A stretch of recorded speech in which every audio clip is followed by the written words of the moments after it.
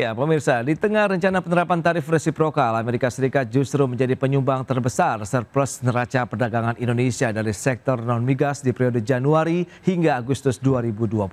Surplus perdagangan non-migas Indonesia terhadap Amerika Serikat mencapai 12,2 miliar dolar Amerika. Badan Pusat Statistik mencatat Indonesia kembali mencetak kinerja surplus neraca perdagangan di bulan Agustus 2025 sebesar 5,49 miliar dolar Amerika Serikat. Dan secara kumulatif dari bulan Januari hingga Agustus 2025 mencapai 29,14 miliar dolar Amerika Serikat. Dengan demikian Indonesia masih mempertahankan surplus neraca perdagangan selama 64 bulan beruntun. Bahkan di tengah penerapan kebijakan tarif resiprokal 19% oleh pemerintah Amerika Serikat, Indonesia justru berhasil mencetak surplus perdagangan dengan negeri Paman Sam. Neraca perdagangan total kumulatif dengan Amerika Serikat dari Januari hingga Agustus 2025 mencapai 12,2 miliar dolar Amerika. Sedangkan neraca perdagangan non-migas Amerika Serikat di periode yang sama menyentuh 14,09 miliar dolar Amerika Serikat. Januari hingga Agustus 2025, neraca perdagangan Indonesia Amerika itu surplus, terutama pertama mesin dan perlengkapan elektrik serta bagiannya. Kode AS85, surplusnya 3,07 miliar US dollar. Dua pakaian dan aksesorisnya lanjutan, kode AS61, surplus sebesar 1,86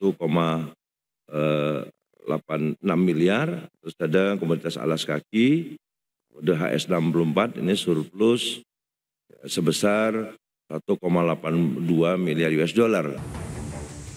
Habibullah menambahkan, negara penyumbang surplus non-migas hingga Agustus 2025 setelah Amerika Serikat adalah India dengan surplus 9,43 miliar dolar.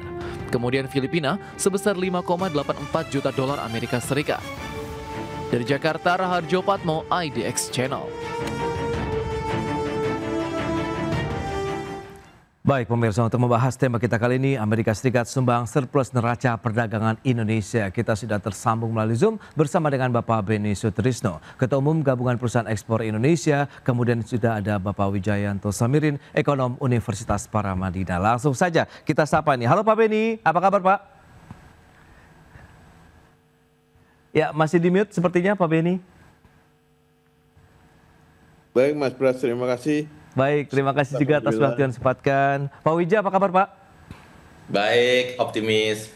Baik, selalu optimis. Ini menarik kalau kita cermati tadi sudah disampaikan BPS ya, kita surplus neraca perdagangan periode Januari sampai dengan Agustus 2025 ke negeri Paman Sam. Mungkin Pak Beni selaku pelaku ekspor nih mungkin bisa menyampaikan update ataupun realitanya seperti apa sih kalau kita cermati dengan surplus neraca perdagangan Indonesia dan Amerika di sepanjang Januari sampai dengan Agustus tahun ini Pak Beni. Ya, memang kalau ke Amerika kita dari dulu juga ada surplus. Kita kan selalu mengirim barang-barang yang dihasilkan dari manufaktur. Oke. Amerika kan mengirim ke sini kan komoditi pertanian. Ya, jadi saya kira kalau dihitung berat per kilo per US-nya pasti lebih mahal kita punya. Oke. Kita selalu surplus. Dan saya kira untuk menggantikan apa yang kita produksi, Amerika nggak mungkin membuat sendiri karena ongkosnya kan mereka terlalu mahal kalau dia bikin sendiri. Ya, kita kan disaingi dari teman-teman dari Vietnam, sementara di Cina sudah tidak bisa masuk seperti kayak dulu. Jadi kita sebetulnya ini dedicated market buat kita untuk industri manufaktur yang padat karya. Nah, ini harusnya dipertahankan. Oke, dedicated market ya untuk industri manufaktur Indonesia yang padat karya, menarik menurut kita. Nah, Pak Wija sendiri melihat bagaimana begitu potensi Indonesia, begitu hubungan dagang yang terjadi selama ini, kemudian surplus perdagangan yang terjadi dalam beberapa tahun terakhir yang seperti disampaikan Pak Beni, lagi-lagi bicara mengenai sektor manufaktur padat karya. Berarti di situ ada penyerapan tenaga kerja sebenarnya juga langsung ikut terlibat dalam proses produksinya begitu Pak Wija. Ya, kalau kita melihat kinerja ekspor kita tahun ini memang bagus. Jauh di atas ekspektasi para ekonom awal tahun. Tapi kalau kita bertanya ekspektasi ekonom pada bulan Mei, rasanya ini seperti yang diharapkan. Karena ada beberapa hal. Yang pertama ternyata resiprokal tarif yang 19% itu kan belum efektif. Ya. Jadi masih ada regulasi teknis yang belum disepakati. Barangkali baru pertengahan atau awal tahun depan itu berfungsi ya. Yang lain adalah ternyata negara-negara di dunia, khususnya Amerika dan Cina, itu pertumbuhan ekonominya jauh di atas prediksi. IMF, World Bank itu sudah merevisi ke atas, tetapi kira-kira achievement tahun ini akan di atas forecast itu. Nah, tentunya salah satu impact-nya adalah perdagangan internasional yang makin tinggi. Dan sepakat dengan Pak Beni, sejak dulu Amerika itu adalah pasar ekspor, walaupun dari sisi nilai ekspor hanya sekitar 10%, tapi dari sisi sumbangan terhadap surplus itu bisa 25%. Tahun lalu itu 35%, tahun ini akan lebih dari 35%. Dan kita bersyukur, seperti yang disampaikan oleh Pak Beni, mereka tidak punya opsi. Kemudian yang lain adalah sektor-sektor yang kita ekspor ke Amerika itu adalah sektor-sektor yang padat karya, yang banyak menciptakan lapangan kerja, bukan sektor komoditis yang kita ekspor ke India, ke Cina misalnya. Baik, tapi kalau kita lihat trigger ataupun faktor-faktor begitu yang menjadi melonjaknya surplus perdagangan dibandingkan dengan bulan sebelumnya ini Pak Wija, menurut Anda apakah memang ya karena kita tahu juga demand yang sedang tinggi juga tidak hanya mungkin di Amerika Serikat tapi negara-negara tujuan ekspor lainnya atau bagaimana nih Pak? Iya, ini terjadi secara global, tapi khusus untuk Indonesia dikontribusikan oleh harga komoditi yang relatif stabil. Khusus untuk timah, kemudian CPO, itu cukup melejit akhir-akhir ini. Ini sangat berkontribusi. Kalau Amerika sendiri, memang ada kejutan-kejutan. Ternyata inflasi tidak setinggi yang diperkirakan, sehingga The Fed berani menurunkan suku bunga. Kemudian pertumbuhan ekonomi juga ternyata lebih tinggi dari yang kita semua perkirakan. IMF, World Bank itu memperkirakan Amerika akan tumbuh 1,8%. Kalau melihat datanya, dia akan tumbuh di atas 2% tahun ini. Ini good news bagi Indonesia.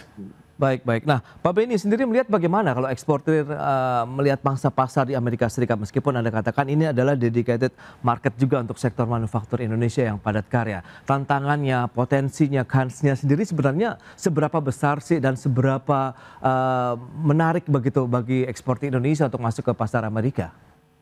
Kalau dari indikator pembeli langsung, mereka belum ada niat atau merubah volume untuk impor dari kita. Walaupun dihantui dengan rencana kenaikan tarif itu kapan berlakunya, tapi dari mereka tetap saja mengimpor dari kita dan volumenya tetap. Malah kadang-kadang ada tambahan yang spesifik sekali yang mereka butuhkan. Tapi kalau kita lihat dari sisi kesiapan kita untuk memasuki pangsa pasar, kemudian produk-produk andalannya apakah hanya produk-produk yang seperti sudah disampaikan BPS tadi Pak, begitu hanya mesin perlengkapan elektrik, kemudian juga ada pakaian aksesoris, kemudian juga ada alas kaki di sana Pak Beni? Ya itu salah satu keunggulan kita yang oleh Amerika dia tidak bisa membuat sendiri kan. Sementara sumber dulu yang termurah kan dari Cina. Nah sekarang masalahnya dia dengan Cina kan ada masalahnya lebih dibandingkan masalah kita dengan Amerika. Jadi mau nggak mau orientasinya ke kita, ya kan. Lalu Vietnam juga itu bagian daripada tetap saingan kita tetap Vietnam. Itu karena komunitas Vietnam di sana juga cukup banyak. Diaspora kita juga ada, tapi tidak sebanyak diaspora Vietnam ya. Karena kita kan perdagangan itu selalu pertama akan melalui tangan-tangan diaspora itu. Baik, Pak Wija, Anda melihat bagaimana potensi pasar Amerika Serikat, sementara kita tahu juga bahwa produk-produk tadi memang tidak diproduksi di Amerika Serikat, sehingga kita ada momen mungkin diuntungkan dengan adanya juga mungkin perang dagang antara Amerika Serikat dengan China dan juga negara lainnya. Tapi kita akan bahas nanti di segmen berikutnya Pak Wija. Pak Beni, kita akan jeda dulu sebentar. Baik pemirsa, kami akan segera kembali usai pariwara berikut ini. Ya, terima kasih Anda masih bergabung bersama kami dalam Market Review pemirsa. Dan berikut ini kami sampaikan data untuk Anda terkait dengan kinerja dari surplus neraca perdagangan Indonesia. Kita akan cermati bersama bagaimana trennya dari Januari, Februari sampai dengan bulan Agustus 2025 seperti yang bisa Anda saksikan di layar televisi Anda. Ini dia Januari tercatat sekitar 3,45 miliar dolar Amerika, kemudian Februari ada penurunan sedikit, kemudian di Maret naik lagi menjadi 4,33 miliar dolar. Namun Namun di bulan April kita mengalami tekanan yang cukup kuat untuk kinerja surplus neraca perdagangan sehingga harus mengalami tekanan sampai dengan 0,16 miliar dolar Amerika Serikat. Sementara di bulan berikutnya naik terus berada di level 4 miliaran begitu dolar Amerika Serikat, dan di Agustus naik kembali menjadi 5,49 miliar dolar Amerika Serikat.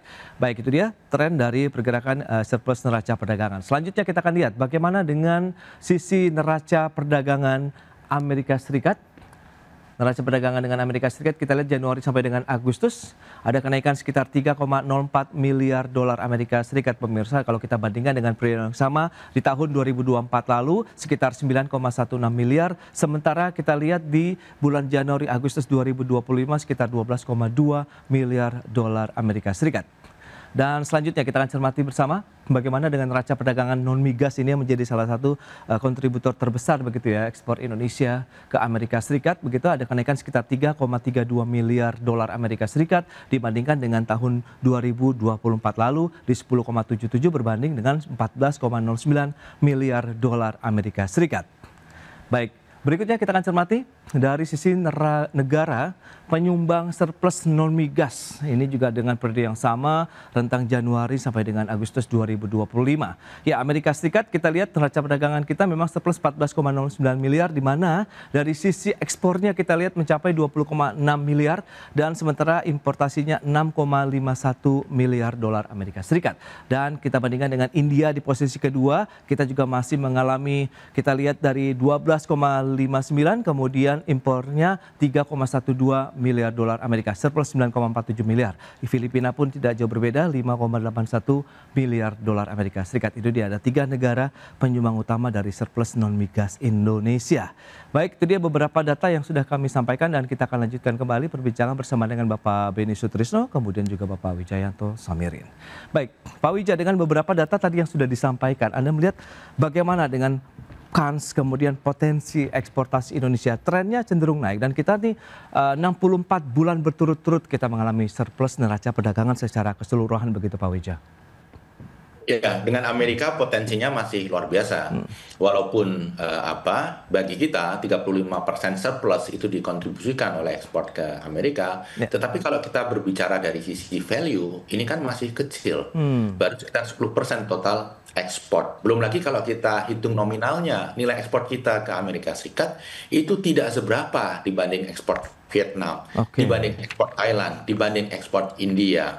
Nah, ketika nanti resiprokal tarif betul-betul dijalankan, memang akan ada kendala. Tetapi dari sisi daya saing kita diuntungkan. Karena tarif yang kita terima itu akan lebih rendah dari Vietnam, lebih rendah lumayan besar dari India, dan kita dalam posisi tawar yang lebih kuat dibandingkan Cina. Jadi ini potensi. Justru ketika resiprokal tarif itu diterapkan. Tetapi begini, Mas Pras, Amerika menjadi terlalu penting bagi kita, sehingga sudah saatnya kita mencoba melakukan diversifikasi, tidak hanya produk tapi juga diversifikasi tujuan ekspor. Saya rasa ini harus dikelola dengan baik, IUCPA dengan Eropa, karena ini potensinya luar biasa bagi Indonesia. Banyak kalangan saya dengar dari pengusaha, sebenarnya Eropa ini potensinya lebih tinggi daripada Amerika kalau bisa dikelola dengan baik. Kemudian yang tidak kalah penting adalah dengan Cina. Kita itu defisit perdagangan dengan Cina itu mewakili 43% total defisit. Kita harus berbicara untuk mengurangi itu. Karena kalau kita berbicara ekspor impor, yang penting adalah nilainya. Tetapi yang jauh lebih penting adalah balance-nya, apakah surplus atau defisit. Karena ini akan berpengaruh kepada nilai tukar rupiah. Dan balance of trade ini satu hal. Tapi yang juga sangat penting kalau kita berbicara stabilitas nilai tukar mata uang adalah current account. Jadi di current account kita agak kesulitan karena banyak sekali uang keluar untuk dividen, untuk tunggak utang. Makanya di trade ini kita harus all out supaya bisa mengimbangi. Kalau tidak, nilai tukar rupiah di masa mendatang akan tertekan, terteret ke bawah. Baik. Nah, Pak Beni, lantas kalau kita bicara mengenai dari sisi value ataupun nilai eksportasi Indonesia begitu ya ke Amerika Serikat, apakah masih bisa ditingkatkan lagi begitu meskipun andalannya masih 3 komoditas tadi begitu, Pak Beni? Ya, kalau ke Amerika saya kira kita harus pompa di volume, Pak. Artinya tadi Pak Wijan sudah memberikan alternatif yang baik untuk Eropa, karena Eropa itu kan penduduknya kalau nggak salah kurang lebih hampir 500 juta orang, dan buying powernya cukup tinggi. Nah, memang itu alternatif yang terbaik, tapi itu kan berlaku nantinya baru mulai kuartal pertama tahun 2027. Jadi kita harus menggalang pembeli-pembeli kita di Eropa yang sudah ada maupun yang belum ada di tahun 2026 ini, agar supaya di 27 itu bisa jalan lebih lancar gitu ya. Ya, kami pun sudah ekspor ke Eropa, tapi kan di Eropa masih dikenakan biaya masuk, masih ada technical barrier juga untuk menuju Eropa itu.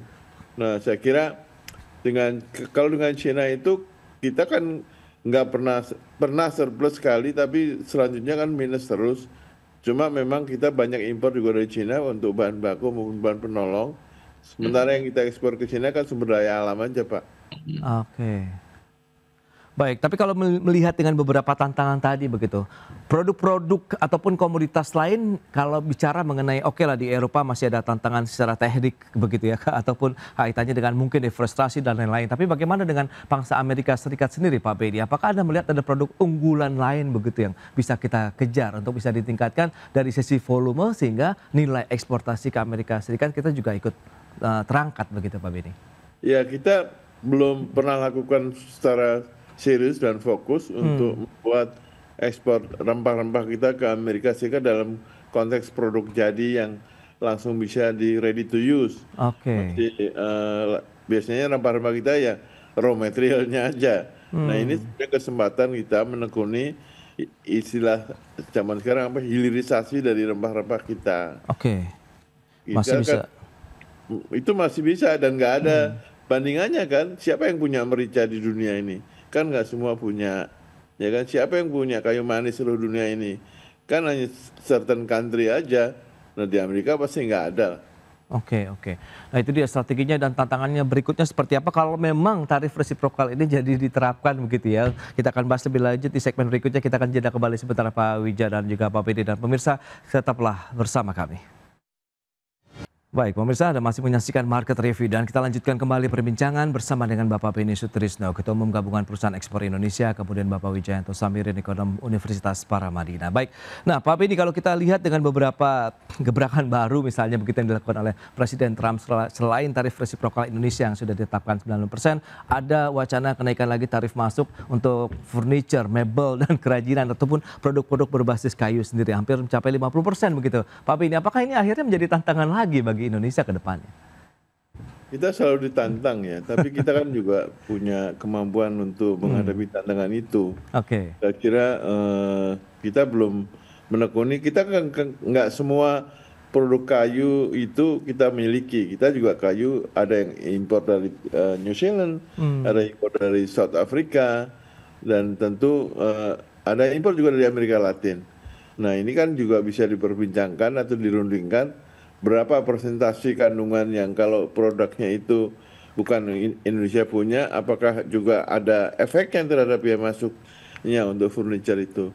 Ya, ini yang pusing memang teman-teman furniture, tapi sampai sehari ini kan masih belum ada actionnya di lapangan itu. Saya kira ini Kementerian Perindustrian ini harus sering-sering bicara dan kerjasama dengan perdagangan ya. Dan tentu soal kayu ini kan nanti di Eropa juga butuh sama. Jadi kita nggak boleh itu pakai sumber kayu dari dalam hutan yang sudah ditentukan itu hutan misalnya. Nah, ini kan satu tantangan baru. Nah, tentu ini setiap produk, setiap industri itu punya spesifik baik tantangan maupun kesempatan ya. Baik. Kira kesempatan inilah yang kita manfaatkan. Apakah kita ekspor komponennya saja, nanti di sana ada perakitan, itu kan macam-macam cara lah ya. Baik, nah Pak Wija, lantas bagaimana kalau kita bicara mengenai daya saing kualitas produk-produk kita begitu, apabila memang selain dari 3 komoditas andalan tadi ekspor Indonesia ke Amerika Serikat, apakah Anda melihat potensi masih cukup besar meskipun tadi yang seperti Pak Beni sampaikan begitu, setiap komoditas ada tantangannya tersendiri begitu Pak Wija? Ya, jadi berbagai SEPA, berbagai FTA itu kan seperti pintu dibukakan bagi kita untuk masuk. Ya, Nah, pertanyaannya apakah produk kita bisa masuk? Itu kan tergantung dua hal. Seberapa jago kita melakukan pemasaran di marketing. oke. Kemudian yang kedua, apakah produk kita itu mereka butuhkan? Kemudian yang ketiga, apakah produk kita itu kompetitif? Jadi dari poin kedua dan ketiga, ini sebenarnya adalah PR kita sendiri. Ada free trade maupun tidak ada free trade, ini harus kita lakukan. Diversifikasi produk harus kita lakukan. Karena selama ini produk kita semakin tidak well diversified. Itu saja. Pernah mendampingi Pak Wapres negosiasi dengan Jepang. Jepang itu ingin beli banyak produk dari kita. Oke. Tetapi pertanyaannya adalah produk apa yang Anda bikin yang saya butuhkan? Nah, itu kita tidak bisa menjawab. Kemudian yang kedua, daya saing. Jadi kita harus memastikan iklim usaha di Indonesia itu efisien. Tidak ada ekonomi biaya tinggi, tidak ada premanisme. Sehingga dunia usaha itu bisa memproduk produk-produk secara efisien dan bersaing dengan produk dari negara lain. Kembali, tiga faktor ini adalah PR kita sendiri. Jadi tantangan yang hanya kita sendiri yang bisa menyelesaikan. Pintu sudah dibuka. Kalau kita tidak bisa penetrasi market mereka, yang terjadi justru mereka mempenetrasi market kita. Wow, ini menarik. Pak Benny, lantas kalau kita bicara mengenai pendampingan begitu bagi pelaku eksportir ataupun pelaku-pelaku usaha Indonesia yang memang menyasar pangsa pasar ekspor dunia begitu termasuk Amerika Serikat, ini sudah sejauh mana sehingga mereka tahu pasarnya butuhnya apa, kemudian kualifikasi produknya apa dan standar kualitasnya juga seperti apa begitu Pak Benny? Ya, inilah gunanya adanya ITPC, ada atas perdagangan, Pak. Jadi saya kira kemarin saya juga informasikan ke perdagangan bahwa ada beberapa HS yang termaktub dalam free trade agreement kita. Kita nggak pernah ekspor sama sekali, 1 kilo pun nggak pernah kita ekspor. Berarti dulu waktu perundingannya itu perdagangan itu melakukan perundingan menaruh HS itu untuk apa? Dia ngerti nggak kita punya atau nggak barangnya. Nah, jadi himbauan saya kepada Kementerian Perdagangan kemarin, coba kita review lah kembali FTA yang kita miliki. Dan bisa nggak kita rubah HS yang memang kita nggak ada produknya, ngapain harus dimintakan akses pasarnya gitu loh. Oke, ya ini menarik. Berarti belum sinkron begitu Pak Benny atau bagaimana gitu pada saat mungkin proses perundingan berlangsung begitu sehingga ada HS yang tidak ada di Indonesia tapi harus diajukan misalnya. Ya belum matang waktu itu, mungkin dari sisi pemerintah kan lihatnya dari statistik aja gitu loh. Oke, ya. Sementara produk itu nggak ada, di kita nggak ada sama sekali. Saya pernah lakukan dengan timnya Faisal Basri untuk mereview satu persatu, memang pertumbuhan ekspor kita ke negeri yang FTA itu lebih rendah dibandingkan pertumbuhan ekspor kita ke negara-negara yang non FTA. Baik. Nah itu dia. Pak Wijaya, lantas solusi apa nih, strategi apa yang mungkin harus kita lakukan bagi terapatkan barisan atau meningkatkan lagi begitu integrasi antar pemangku kepentingan begitu sehingga kita benar-benar bisa menjaga surplus perdagangan kita tidak hanya berhenti sampai dengan di 64 bulan beruntun nih Pak Wijaya, tapi bisa seterusnya begitu Pak. Ya, saya ingin melanjutkan yang disampaikan Pak Benny karena sangat menarik. Jadi ketika kita negosiasi dagang, kita harus memastikan bahwa HS yang kita negosiasikan itu kita punya produknya. Kalau tidak, itu mubazir. Dan begini, yang namanya negosiasi itu kan take and give. Dia mengasih kita keringanan untuk HS 1, 2, 3, 4, 5, 6, 7, 8, 9, 10. Ternyata kita tidak punya produk 1 sampai 10 tersebut. Nah, mereka minta kita untuk keringanan HS yang lain yang mereka punya produknya. Jadi, kita membuka pintu untuk sesuatu yang kita tidak punya produknya, kita membuka pintu bagi mereka untuk sesuatu yang mereka punya produknya. Itu dia seperti yang disampaikan oleh Pak Benny tadi, kenapa setelah FTA tidak banyak peningkatan surplus perdagangan karena mekanisme tadi masih banyak loophole-nya. Nah, bagaimana kita meningkatkan ekspor tadi? Seperti yang saya sampaikan sebelumnya, Mas Pras, tidak ada resep lain selain meningkatkan daya saing produk. kualitas produk, selain meningkatkan efisiensi proses produksi, selain meningkatkan diversifikasi produk. Semakin banyak produk yang kita produksi, maka semakin besar kemungkinan kita bisa mempenetrasi pasar-pasar di luar negeri. Saya rasa itu harus menjadi concern kita bersama. Oke, nah dari pelaku usaha sendiri Pak Beni, Anda melihat seberapa optimis juga nih eksportir melihat kondisi dinamika global saat ini? Apakah sebenarnya sudah cukup mereda sehingga kita bisa meningkatkan lagi nih dari sisi kualitas kemudian kuantitas dari produk-produk ekspor Indonesia ke Amerika Serikat maupun negara-negara lain di mana yang seperti sudah Pak Wija sampaikan sudah dibuka nih beberapa pintu lainnya ke negara-negara lain, Eropa kemudian beberapa negara lainnya begitu?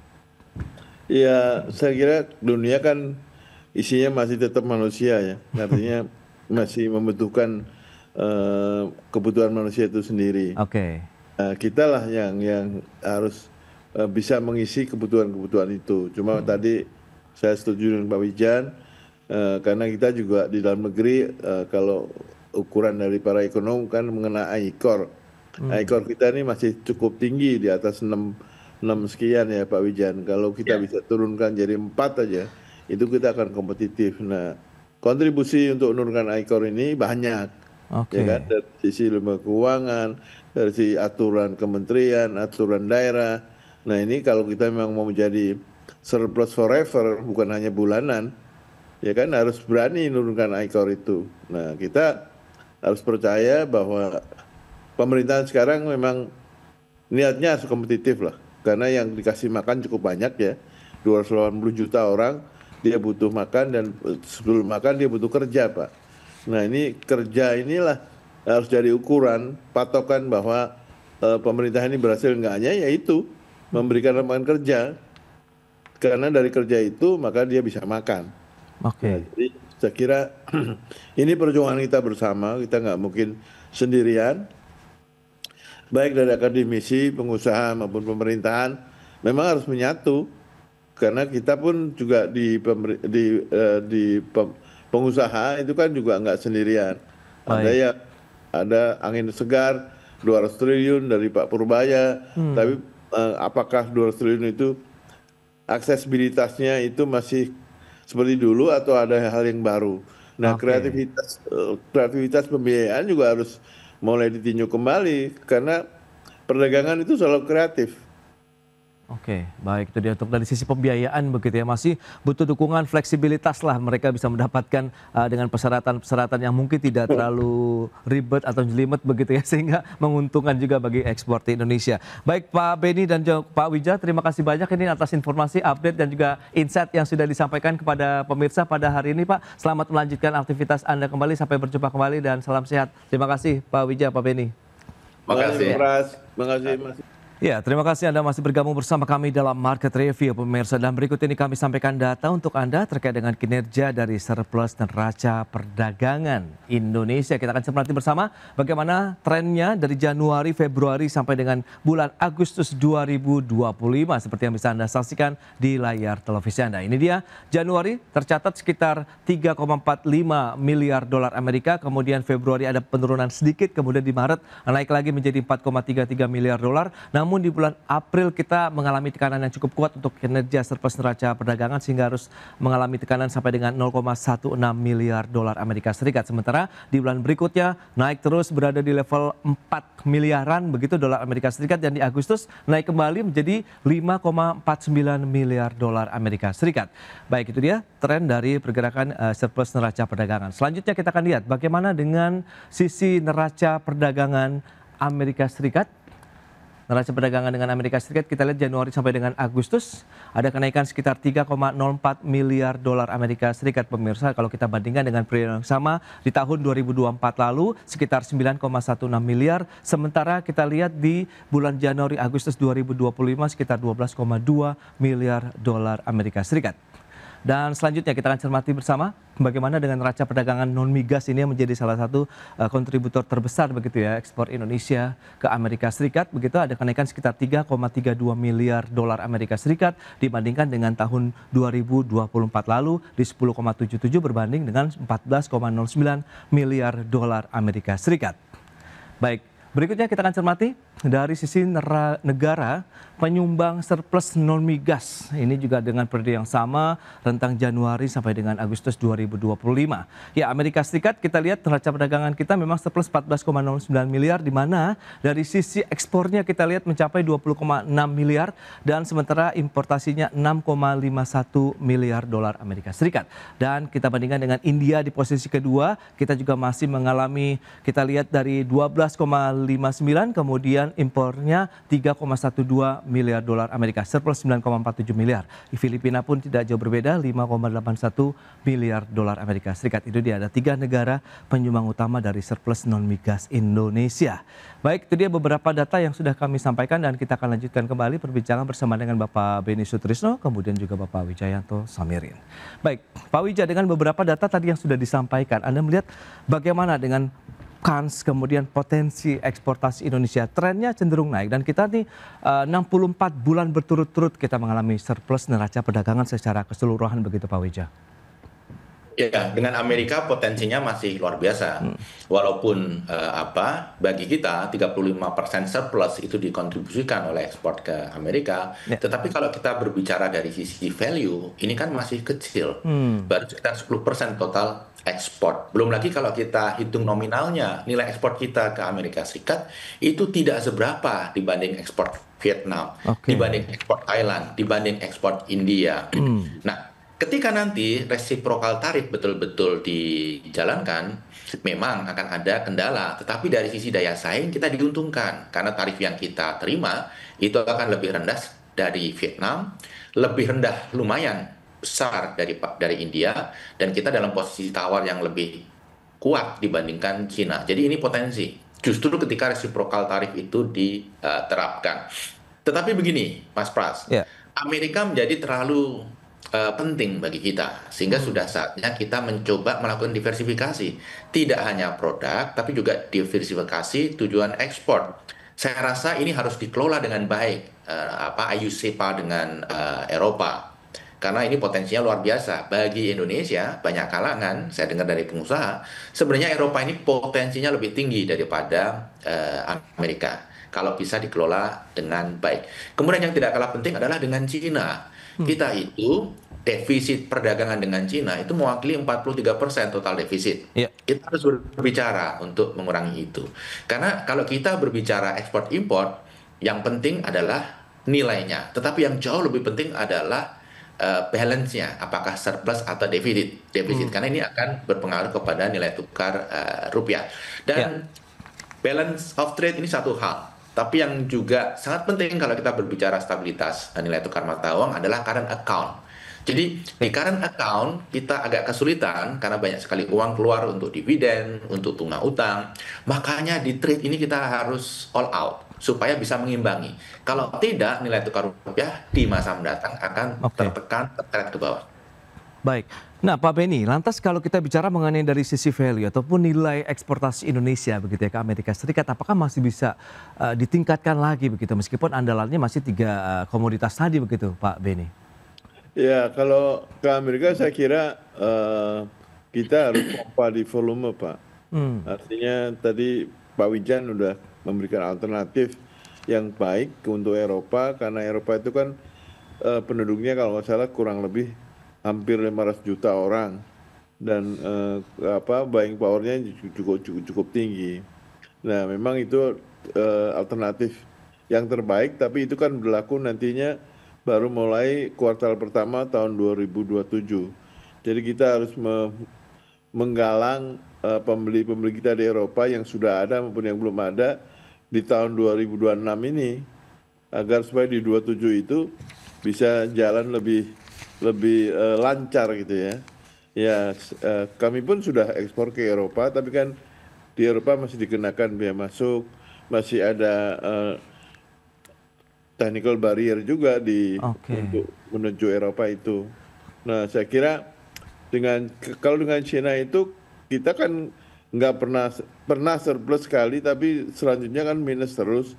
Cuma memang kita banyak impor juga dari China untuk bahan baku maupun bahan penolong.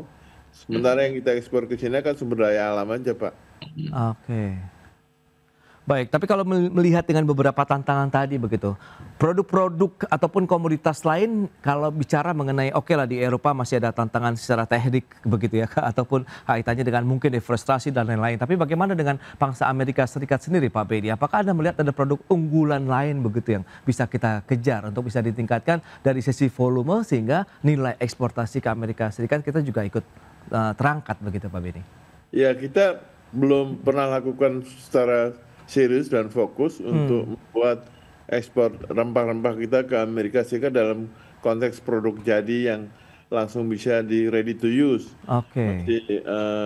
Biasanya rempah-rempah kita ya raw materialnya aja. Nah, ini sebenarnya kesempatan kita menekuni istilah zaman sekarang apa, hilirisasi dari rempah-rempah kita. Oke. Masih bisa.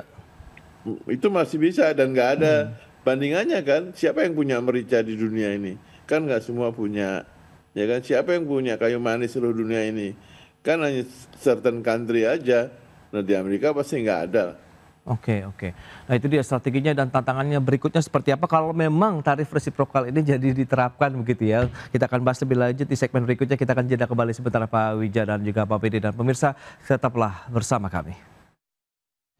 Baik, pemirsa, Anda masih menyaksikan Market Review dan kita lanjutkan kembali perbincangan bersama dengan Bapak Beni Sutrisno, Ketua Umum Gabungan Perusahaan Ekspor Indonesia, kemudian Bapak Wijayanto Samirin, Ekonom Universitas Paramadina. Baik, nah Pak Beni, kalau kita lihat dengan beberapa gebrakan baru misalnya begitu yang dilakukan oleh Presiden Trump selain tarif resiprokal Indonesia yang sudah ditetapkan 90%, ada wacana kenaikan lagi tarif masuk untuk furniture, mebel, dan kerajinan ataupun produk-produk berbasis kayu sendiri hampir mencapai 50% begitu. Pak Beni, apakah ini akhirnya menjadi tantangan lagi bagi Indonesia ke depannya? Kita selalu ditantang ya, tapi kita kan juga punya kemampuan untuk menghadapi tantangan itu. Oke. Saya kira kita belum menekuni, kita kan nggak semua produk kayu itu kita miliki. Kita juga kayu ada yang impor dari New Zealand, ada impor dari South Africa, dan tentu ada impor juga dari Amerika Latin. Nah, ini kan juga bisa diperbincangkan atau dirundingkan berapa persentase kandungan yang kalau produknya itu bukan Indonesia punya, apakah juga ada efeknya terhadap biaya masuknya untuk furniture itu. Okay. Ya, ini yang pusing memang teman-teman furniture, tapi sampai sehari ini kan masih belum ada actionnya di lapangan itu. Saya kira ini Kementerian Perindustrian ini harus sering-sering bicara dan kerjasama dengan perdagangan ya. Dan tentu soal kayu ini kan nanti di Eropa juga butuh sama. Jadi kita nggak boleh itu pakai sumber kayu dari dalam hutan yang sudah ditentukan itu hutan misalnya. Nah, ini kan satu tantangan baru. Nah, tentu ini setiap produk, setiap industri itu punya spesifik baik tantangan maupun kesempatan ya. Baik. Kira kesempatan inilah yang kita manfaatkan. Apakah kita ekspor komponennya saja, nanti di sana ada perakitan, itu kan macam-macam cara lah ya. Baik, nah Pak Wija, lantas bagaimana kalau kita bicara mengenai daya saing kualitas produk-produk kita begitu? Apabila memang selain dari 3 komoditas andalan tadi ekspor Indonesia ke Amerika Serikat, apakah Anda melihat potensi masih cukup besar? Meskipun tadi yang seperti Pak Beni sampaikan begitu, setiap komoditas ada tantangannya tersendiri begitu Pak Wija? Ya, jadi berbagai SEPA, berbagai FTA itu kan seperti pintu dibukakan bagi kita untuk masuk. Ya. Nah, pertanyaannya apakah produk kita bisa masuk? Itu kan tergantung 2 hal. Seberapa jago kita melakukan pemasaran, di marketing. Kemudian yang kedua, apakah produk kita itu mereka butuhkan? Kemudian yang ketiga, apakah produk kita itu kompetitif? Jadi dari poin kedua dan ketiga, ini sebenarnya adalah PR kita sendiri. Ada free trade maupun tidak ada free trade, ini harus kita lakukan. Diversifikasi produk harus kita lakukan. Karena selama ini produk kita semakin tidak well diversified. Itu saja. Pernah mendampingi Pak Wapres negosiasi dengan Jepang. Jepang itu ingin beli banyak produk dari kita. Tetapi pertanyaannya adalah produk apa yang Anda bikin yang saya butuhkan? Nah, itu kita tidak bisa menjawab. Kemudian yang kedua, daya saing. Jadi kita harus memastikan iklim usaha di Indonesia itu efisien. Tidak ada ekonomi biaya tinggi, tidak ada premanisme. Sehingga dunia usaha itu bisa produk-produk secara efisien dan bersaing dengan produk dari negara lain. Kembali, 3 faktor ini adalah PR kita sendiri. Jadi tantangan yang hanya kita sendiri yang bisa menyelesaikan. Pintu sudah dibuka. Kalau kita tidak bisa penetrasi market mereka, yang terjadi justru mereka mempenetrasi market kita. Wow, ini menarik. Pak Benny, lantas kalau kita bicara mengenai pendampingan begitu bagi pelaku eksportir ataupun pelaku-pelaku usaha Indonesia yang memang menyasar pangsa pasar ekspor dunia begitu termasuk Amerika Serikat, ini sudah sejauh mana sehingga mereka tahu pasarnya butuhnya apa, kemudian kualifikasi produknya apa, dan standar kualitasnya juga seperti apa begitu Pak Benny? Ya, inilah gunanya adanya ITPC, ada atas perdagangan, Pak. Jadi saya kira kemarin saya juga informasikan ke perdagangan bahwa ada beberapa HS yang termaktub dalam free trade agreement kita nggak pernah ekspor sama sekali, 1 kilo pun nggak pernah kita ekspor. Berarti dulu waktu perundingannya itu perdagangan itu melakukan perundingan menaruh HS itu untuk apa? Dia ngerti nggak kita punya atau nggak barangnya.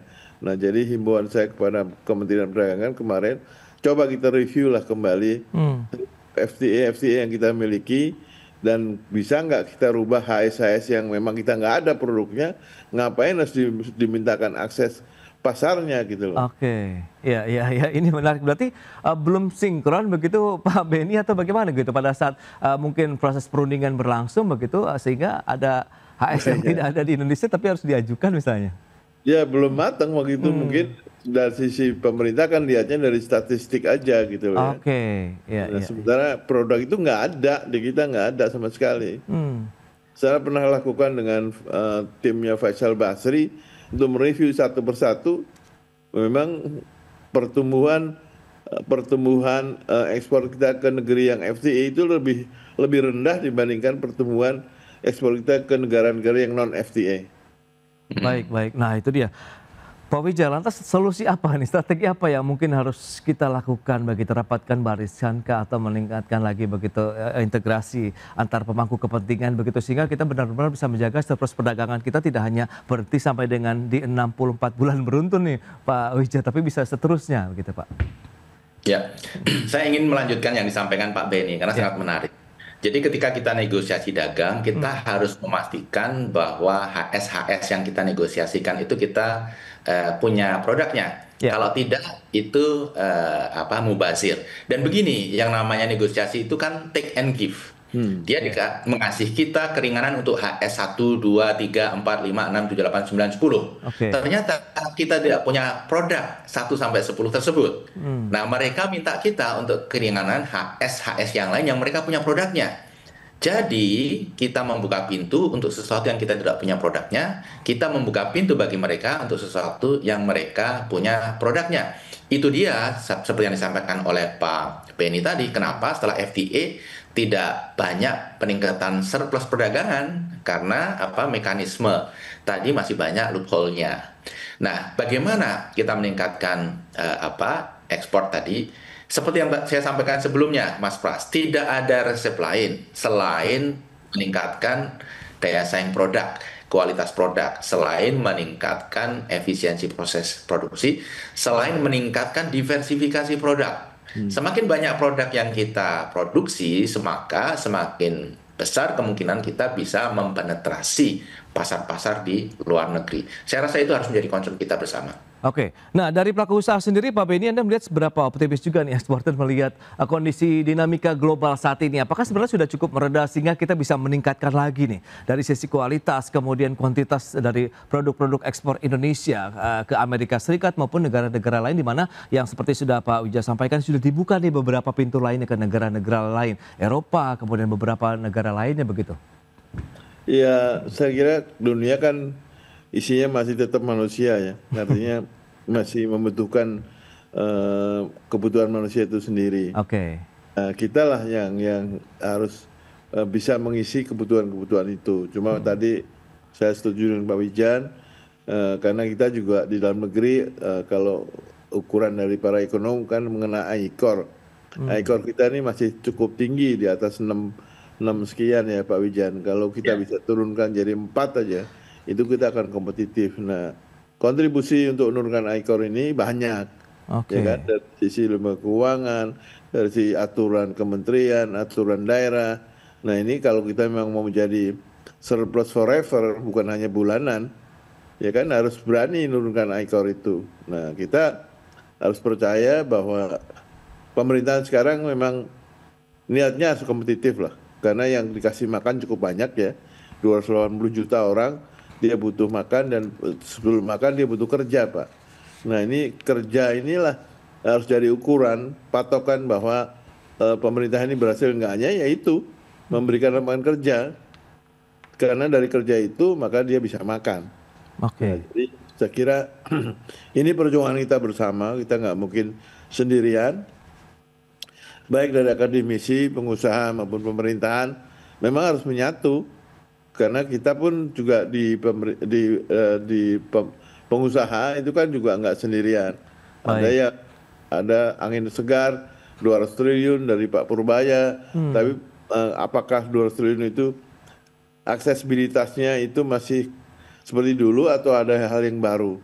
Nah, kreativitas pembiayaan juga harus mulai ditinjau kembali, karena perdagangan itu selalu kreatif.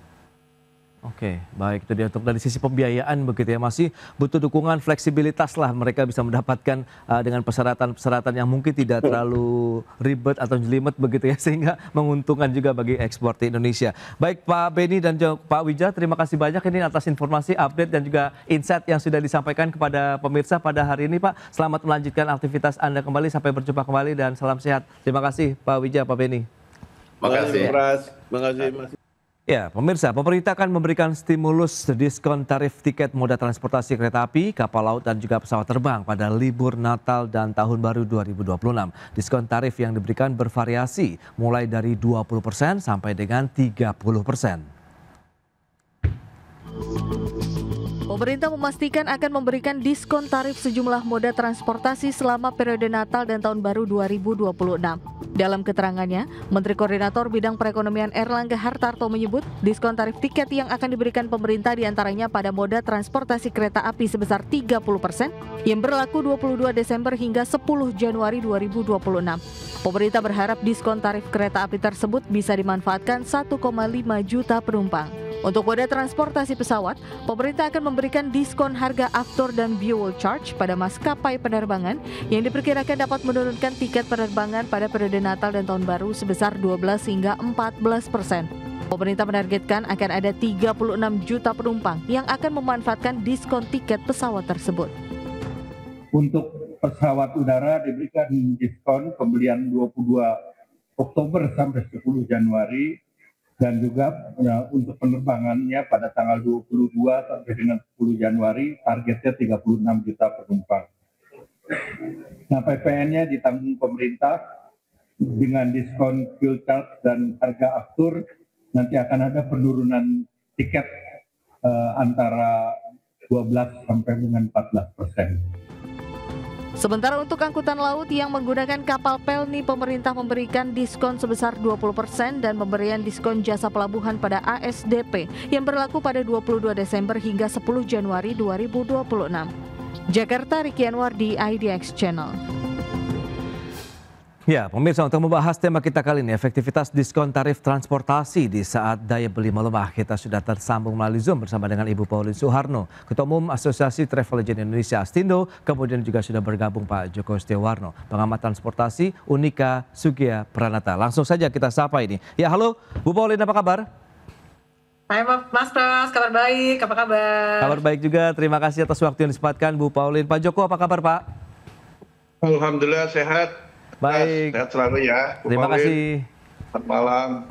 Baik, terima kasih juga atas waktu yang disempatkan. Nah, ini menarik. Sebelum membahas lebih jauh, Ibu Pauline mungkin bisa mereview terlebih dahulu ini. Bagaimana sih saat ini kondisi dan perkembangan dari industri pariwisata di Indonesia? Kalau misalnya travel agent juga apakah akhirnya terangkat juga begitu kinerjanya dengan beragam stimulus juga yang sudah diluncurkan oleh pemerintah di sepanjang tahun ini? Ibu Pauline, silakan. Mas Pras, kelihatannya di semester kedua ini kinerja travel agent lebih membaik. Terbukti dengan di bulan Juli itu sudah ada peningkatan penjualan dari rekan-rekan travel agent. Dan di bulan Agustus akhir ketika kami mengadakan Astindo Travel Fair di 4 kota, Jakarta, Bali, Bandung, dan juga Surabaya. Ini walaupun di tengah-tengah demonstrasi, di tengah bakar-bakaran ban segala macam, tapi hasilnya, resultnya sangat baik. Tidak jelek menurut kami, dan bahkan di hari pertama, hari Kamis dan hari Jumat itu salesnya masih sangat bagus, meningkat dibandingkan dengan periode yang sama tahun lalu. Cuma ketika Sabtu Minggu memang agak sepi, agak sedikit menurun, tapi overall rata-rata hasilnya itu masih lebih baik dibandingkan dengan periode yang sama tahun lalu. Sehingga kami melihat bahwa memang daya beli masyarakat sudah cukup terungkit, dan tentunya adanya stimulus dari pemerintah terkait dengan diskon transportasi dan sebagainya akan membantu kami untuk lebih meningkatkan penjualan kami harapkan di akhir-akhir tahun 2025 ini. Oke, jadi sudah semakin membaik begitu ya untuk dari sisi kinerja travel agent, kemudian dari sisi daya beli pun juga menjadi cerminan begitu di sana, Bu Pauline ya? Iya, cuma kami agak ketar-ketir juga nih terkait dengan mata uang asing, Mas Pras, karena mata uang asingnya kan kita makin melemah ya rupiahnya, jadi kelihatannya ini jadi PR baru lagi buat kita. Oke, itu dia, masih ada tantangan yang harus dihadapi sampai dengan akhir tahun. Nah, Pak Joko, Anda melihat bagaimana kalau kita bicara mengenai kondisi saat ini dari sektor transportasi, ada juga pelemahan daya beli masyarakat meskipun pemerintah sudah membanjiri dengan sejumlah stimulus ekonomi begitu di bidang transportasi sendiri, Pak Joko? Ya, stimulus ini juga kemarin kalau nggak salah diberikan selama 2 bulan pada saat libur ya. Nilainya itu di total hampir 1 triliun. Ya. Nah, namun apakah itu ada evaluasi dari pemerintah? Ini yang kami lihat sampai sini tidak ada evaluasinya. Tentunya evaluasi itu penting. Kalau melihat stimulus seperti itu, pastilah travel juga mendapatkan lebih banyak dikatakan Pauline itu saya bisa menyetujuinya lah. Namun harus diingat Indonesia itu negara kepulauan dan Indonesia bukan Jawa dengan Bali. Artinya kalau Jawa Bali pasti itu tinggi ya. Tapi bagaimana stimulus-stimulus itu juga diberikan tidak hanya orang ke Bali. Umpamanya kita pengen orang mengenal ke Indonesia, ya dipecah. Jadi yang diberikan umpamanya itu daerah-daerah yang pariwisatanya rendah, sehingga itu kan bisa berkembang. Kalau cuma Jawa Bali itu terus yang maju, nanti Indonesia nggak bakal maju-maju. Kata Pak Presiden tuh omon-omon gitu kan. Jadi ini yang penting, ini evaluasinya nggak ada. Dan saya lihat juga apakah seluruhnya seperti libur itu pesawat terbang. Kalau pesawat terbang itu kan orang-orang kaya. Orang kaya nggak usah diatur juga pasti dia pergi gitu kan. Bagaimana subsidi itu juga bisa diberikan umpamanya pada perusahaan otomotif pariwisata gitu ya. Kemudian kalau dia perjalanan jarak jauh umpamanya dengan bis akap itu nggak pernah diberikan gitu kan. Pilihan-pilihan itu harus ada. Dan jangan terlalu banyak ke BUMN, itu kasihan juga BUMN itu. Di satu sisi suruh cari untung, di sisi lain untuk pencitraan pemerintah kan pengep itu jadi direkturnya itu ya. Ya meskipun mereka gajinya juga gede kan urusan lain lah ya, tapi ya bisa bawa belur juga. Ditekan untuk keuntungan tapi ternyata tidak memberikan banyak untuk Indonesia. Kita bicara Indonesia ya, jangan hanya bicara tapi bagaimana stimulan ini bisa merata ke seluruh Indonesia. Jadi pariwisata kita berkembang tidak hanya Jawa dengan Bali. Tapi kalau kita tarik ke sisi transportasinya, bisnis transportasi begitu, Anda melihat Pak Joko seperti apa begitu? Yang seperti Anda sampaikan juga bis, kemudian ada kereta api juga di sana, kapal dan juga pesawat, Pak Joko. Apakah memang nanti akan lebih efektif kalau semua moda transportasi juga bisa mendapatkan porsi yang sama kalau kita bicara mengenai stimulus ataupun diskon tarif di sana, Pak Joko? Ya, gini tadi saya katakan. Jadi itu dilihat tujuan wisatanya. Kalau kita pengen agar wisata kita tumbuh dan menyebar, ya, biar tidak semuanya di Jawa dan Bali, ya itu saja kan. Tapi dia menyebar. Ya, ini kan peluang ini kan. Nah, saya yakin kalau dia menyebar berarti kan Indonesia itu luas sekali. Saya kemarin lihat di Belitung. Belitung itu kan Pemdanya bagaimana menarik wisatawan, mereka datangkan media kan, kalau sampai hari ini juga itu salah satu cara Pemda sudah berusaha. Tapi tadi, jadi mulai sekarang dipetakan. Kan teman-teman Bu Pauline dengan teman-teman pariwisata mengusulkan pada pemerintah, ini tolong loh, kok Jawa Bali itu udah orang biasa, bagaimana ke Belitung, ke Pulau Nia, sebenarnya ke pulau banyak di Aceh, saya kemarin habis dari Aceh gitu ya.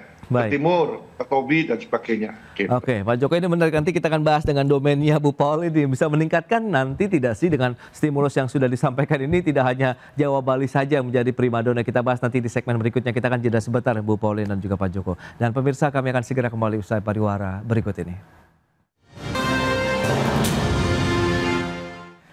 Ya, Anda masih menyaksikan Market Review pemirsa, dan berikut ini kami sampaikan data untuk Anda terkait dengan perjalanan wisatawan Nusantara. Ini dia melakukan banyak perjalanan dari satu wilayah ke wilayah lainnya begitu di Indonesia. Kita akan cermati bagaimana trennya untuk perjalanan Januari Agustus 2025. Kita lihat dari tahun 2021 dan 2025. Ini dia. 364,6 juta pergerakan, kemudian trennya naik terus sampai dengan di tahun 2025 mencapai 807,5 juta pergerakan. Wow, ini rentang Januari Agustus dengan tahun yang cukup berbeda, tapi trennya naik terus. Dan selanjutnya, dari sisi penumpang angkutan udara, ini juga menarik, tadi Pak Joko sudah mencermati kalau memang banyak yang menggunakan pesawat itu adalah kelas menengah atas, dan yang perlu diperhatikan adalah mungkin juga stimulus diberikan untuk penumpang bis-bis akap begitu ya, antar kota antar provinsi. Ini dia penumpang angkutan udara, ini dia rentangnya dari Januari sampai dengan Agustus 2025 ya, memang masih berkisar di sekitar 5 jutaan lah penumpang angkutan udara domestik begitu di tahun 2025. Juli sempat 5,47, kemudian Agustus ada sedikit penurunan menjadi 5,1 juta dari sisi penumpang angkutan udara. Baik, selanjutnya untuk moda transportasi kereta api, datanya bisa Anda saksikan juga di layar televisi Anda. Ini dia untuk tahun 2025 rentang Januari sampai dengan Agustus 2025.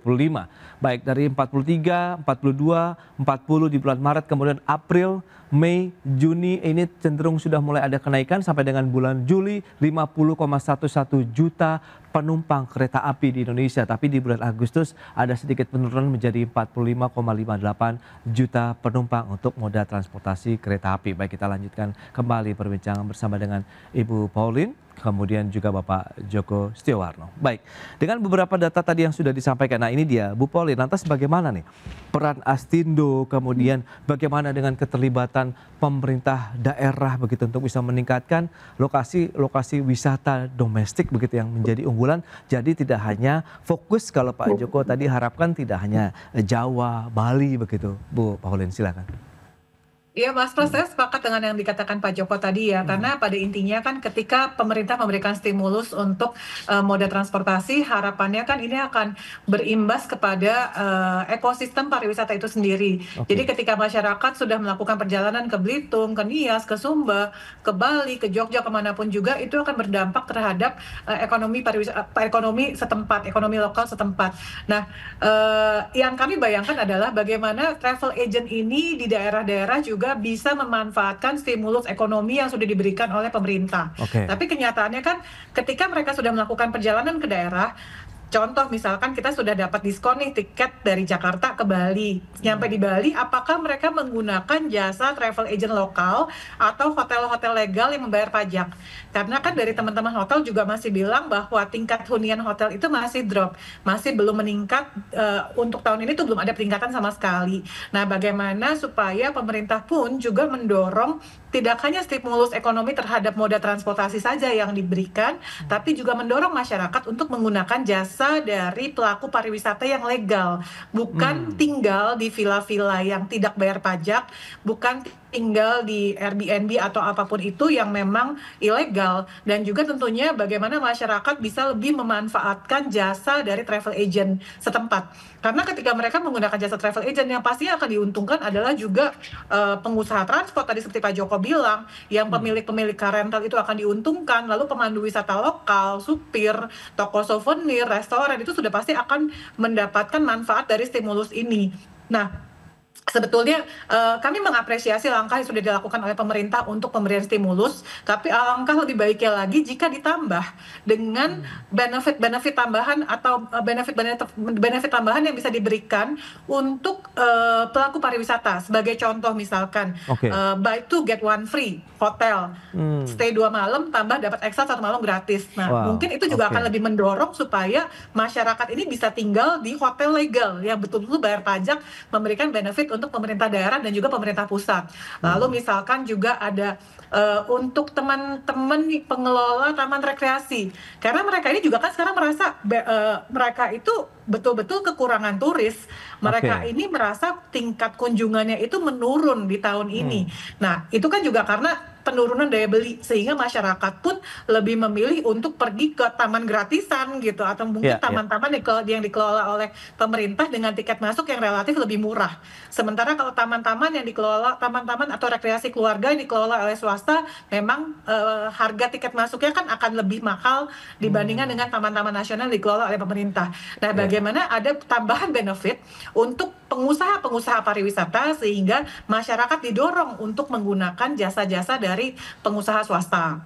Baik, itu dia. Berarti memang kombinasi ya antara mungkin stimulus yang sudah diberikan, kemudian pelaku usahanya juga memberikan ya semacam sweetenersnya lah, sehingga menjadi daya tarik yang lebih kuat lagi begitu ya untuk bisa menarik wisatawan ke daerah mereka masing-masing maupun mereka menginap di hotel-hotel dan juga menggunakan restoran yang ada di lokasi-lokasi wisata di daerah masing-masing. Nah, Pak Joko, kalau kita bicara mengenai efektivitas dari stimulus yang dilanjutkan, karena kita tahu juga Astino juga sempat mengeluhkan pada saat stimulus pertengahan tahun ini mepet jaraknya karena sudah ada yang beli duluan misalnya. Nah, untuk yang terakhir ini, yang terbaru ini, Pak Joko, menurut Anda apakah sudah pas begitu? Nataru juga kan masih ada rentang waktu lagi bisa dimanfaatkan gitu untuk juga mendukung sektor transportasi juga di sana nih, Pak Joko.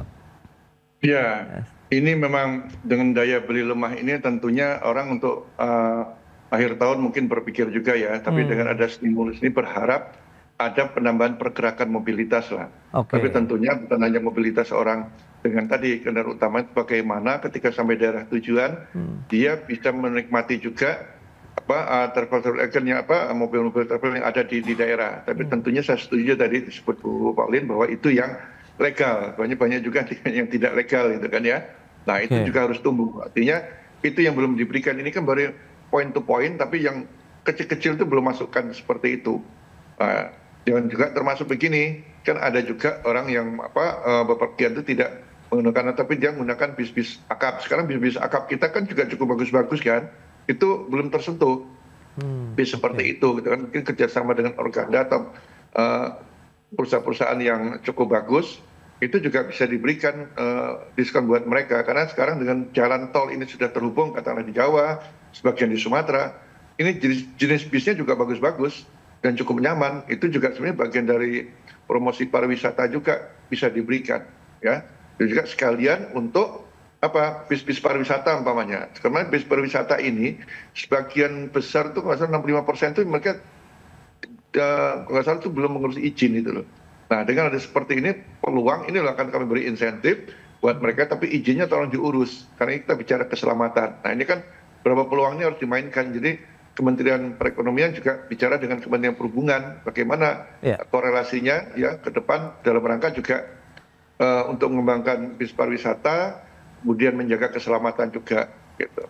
Ya, karena targetnya cukup tinggi, 36 juta penumpang begitu diharapkan ya untuk yang Nataru tahun ini begitu. Nah, Pak Joko, Anda melihat kansnya bagaimana begitu potensinya dengan stimulus yang tadi? Semoga ya pada saat implementasinya kalau kita bicarakan mengenai action lah, itu paling utama begitu dari setiap kebijakan yang sudah diluncurkan oleh pemerintah begitu, Pak Joko. Ya, memang akhir tahun itu mayoritas beda sama musim mudik Lebaran ya. Lebaran lebih pada kumpul keluarga, ada wisatanya. Tetapi kalau akhir tahun ini mayoritas meskipun tuh Natal dan tahun baru, tapi lebih banyak mereka itu berwisata ya, bisa di akhir tahun, dan waktunya juga mungkin seminggu sampai maksimal 2 minggu lah masih bisa dilakukan gitu ya. Nah, sebab itu ini juga kalau kita bicara return dari daerah tertentu saja di kita mungkin yang ramai, mulai dari di Sumatera Utara ke daerah Danau Toba itu juga sudah bagus ya. Tiap akhir tahun evaluasi di sana sudah 2 tahun terakhir cukup bagus sekali. Tapi bagaimana kita mengembangkan daerah lainnya juga kayak Indonesia Timur lah ya, kita lihat ada gubernur yang cukup bagus, Maluku Utara umpamanya ya, di sana juga wisatanya juga cukup bagus gitu kan, melebar ke daerah-daerah sana juga. Indonesia Timur dikenalkan Sumba umpamanya, itu juga bagian dari wisata yang cukup menarik ya. Jadi memang benar-benar tidak fokus di Jawa tapi mengembangkan di luar. Kemudian bagi kapal-kapal juga, nah ini kapal-kapal penyeberangan juga, tapi jangan lupa keselamatannya juga harus dijaga. Ini harus diingatkan di Kementerian Perhubungan ya. Jadi dengan evaluasinya wisata, tapi keselamatannya terlupakan. Gitu. Oke, Pak Joko. Nah, Bu Pauline, lantas bagaimana? Ini masih ada tersisa beberapa bulan begitu. Ada Nataru, kemudian nanti juga beberapa hal yang perlu dicermati begitu, liburan akan panjang begitu. Nah, momentum ini kan tentu menjadi peak season lagi nih setelah kita tahu juga kan ada Lebaran kemarin sudah lewat. Kemudian momentum ini harus benar-benar bisa dioptimalkan. Nah, seperti apa nih langkah-langkahnya nih, Bu? Iya Mas Pras, kalau kami kan tentunya menunggu ya dari pemerintah apakah memang ketika stimulus ekonomi ini sudah diumumkan, lalu kapan bisa mulai kita jualan. Kalau travel agent kan intinya kan kita mau jualan ya, karena itu kan terkait dengan sistem dan sebagainya, kapan maskapai sudah mulai membuka sit-sit promosi ini, kapan mereka sudah mulai menurunkan harganya, harga tiket pesawatnya, sehingga kita bisa tawarkan kepada penumpang-penumpang kami. Nah, kami cukup senang sebetulnya karena ini dari bulan Oktober ya sudah mulai diumumkan untuk penjualan bulan Desember dan juga sampai Januari. Tapi balik lagi ya tidak kalah pentingnya adalah upaya dari pemerintah daerah juga. Oke. Baik, itu dia ya. Pemerintah daerah yang menjadi fokus juga nih bagaimana koordinasinya ya Bu ya. Iya, dan juga fasilitas-fasilitas di daerah pun juga harus dibenahi. Kita nggak bisa cuma ngomong, oh iya Bali pantainya bagus, Belitung pantainya bagus, kemudian Nias pantainya bagus, lautnya bagus, bersih dan sebagainya. Tapi apakah fasilitas untuk turis ini sudah cukup memadai? Jangan salah, somehow turis domestik ini bisa lebih demanding dibandingkan dengan turis asing. Turis asing ketika mereka tiba di Indonesia, mereka sudah mempersiapkan diri bahwa Indonesia ini ya beginilah adanya, dan mereka ingin melihat nature dari Indonesia itu sendiri. Tapi yang tadi Pak Joko bilang, ya naik pesawat itu orang kaya, ya bisa dibilang ya. Nah, si orang-orang yang mampu ini ketika mereka membawa keluarga, mereka membawa anak-anak dan sebagainya, mereka sudah terlatih, teredukasi untuk segala sesuatunya harus hygiene. Es batunya betul-betul harus dari air mineral, nggak bisa dari air apa yang kita nggak tahu gitu kan. Indonesia sudah cukup terkenal dengan orang asing nggak berani minum es batu di Indonesia karena kekhawatiran diare dan sebagainya. Nah, apakah juga pemerintah daerah sudah mengedukasi pelaku pariwisata lokal, masyarakat lokal untuk menyediakan hal-hal yang standar kesehatan ini sudah ya harus standar gitu. Toilet bersih, air mengalir, toilet yang nggak becek, kemudian juga makanan yang higienis, kotak makan atau mungkin lunchbox yang sudah yang cukup bersih dan cukup representatif ya. Hal-hal detail seperti itu yang juga perlu diedukasi oleh pemerintah daerah selain tadi marketing destinasi tentunya, tapi hal-hal standar untuk melayani turis, hospitality, supaya turisnya ini nggak kapok untuk datang ke daerah tersebut. Oke, nah bicara mengenai presentasi target sampai dengan akhir tahun ke berapa nih Bu Pauline, mengingat dengan stimulus yang pertengahan tahun, kemudian stimulus baru ini meskipun nanti tinggal kita menunggu nanti realisasinya seperti apa begitu, sehingga ada satu keyakinan begitu sampai dengan akhir tahun untuk industri pariwisata maupun juga travel agent. Kalau KPI travel agent itu kan pasti jualan ya Mas Pras ya. Nah, kembali lagi kalau kami ini karena kami kan tergantung sekali dengan ketersediaan seat dari maskapai itu sendiri. Kalau maskapainya menyediakan 5 pesawat ya kami senang, kami bisa jualan untuk seat dari 5 pesawat. Kalau mereka menyediakan 120 pesawat atau 120 tambahan seat dan sebagainya, kami akan lebih senang lagi karena semakin banyak seat yang bisa kita jual. Karena pada dasarnya kami bergantung kepada supply dari mereka. Baik, itu dia bagaimana kita tunggu nanti implementasinya dan secepat apa juga begitu bahwa dari diskon tarif transportasi ini bisa segera terrealisasi, kemudian juga dari travel agent bisa memasarkannya juga kepada konsumen ataupun calon-calon pengguna travel agent di Indonesia begitu ya. Pak Joko juga bisa mendukung dari sisi demand-nya, kemudian bagaimana bisnis transportasi juga semakin berkembang di tahun 2025 ini. Baik, Pak Joko, Bu Pauline, terima kasih banyak atas informasi, update dan juga insight yang sudah disampaikan kepada pemirsa pada hari ini. Selamat melanjutkan aktivitas Anda kembali. Salam sehat. Sampai berjumpa kembali Bu Pauline, Pak Joko. Terima kasih. Mas Pras. Ya. Sampai ketemu lagi. Baik pemirsa, 1 jam sudah saya menemani Anda dalam Market Review dan perbaharui terus informasi Anda hanya di IDX Channel, your trustworthy and comprehensive investment reference. Karena urusan masa depan harus terdepan. Aku investor saham. Ya, saya Prasetyo Wibowo beserta seluruh kerabat kerja yang bertugas pamit undur diri. Terima kasih, sampai jumpa.